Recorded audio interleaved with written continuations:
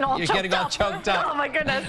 Yeah, it's going to end up being a pretty steamy couple of days here, guys. So yesterday we ended up at 87. That's basically dead on with where we should be. Normal high is 87. The record was all the way back in 1988. We were just wee lads at that time, right? But when we take a look at today, not much difference on the thermometer. We'll hit 88 degrees, but the humidity is starting to pick up at this point. Now, the sun is also coming up a little bit later with every passing day, so you're losing a little bit of daylight with every passing day, but not enough that you're not going to feel the heat in the next few days. Take a look at Storm Scan 3 right now. All is pretty calm and all pretty collected right now. A couple of thunderstorms have been rolling their way across the eastern edge of Lake Ontario and the Canadian border.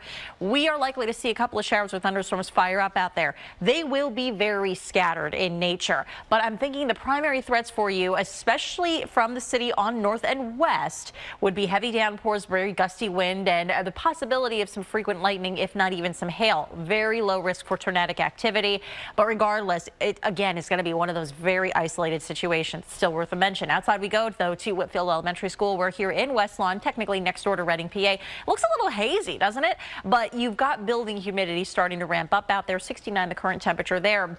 Up to the Poconos we go, where again that possibility of thunderstorms is with you here today. Some of them being locally stronger maybe, or at least a little bit gustier. The high hit 79 in the mountains. We'll hit the low 80s then tomorrow and mid 80s on Wednesday. Now this is the mountains, so can you imagine how hot it's going to be in the city? Well, we'll take you there in a second, but first and foremost here at the poolside forecast looks pretty good. I think generally again you'll see some sunshine, but a mix of cloud cover overhead that's going to limit your UV index back to a 7.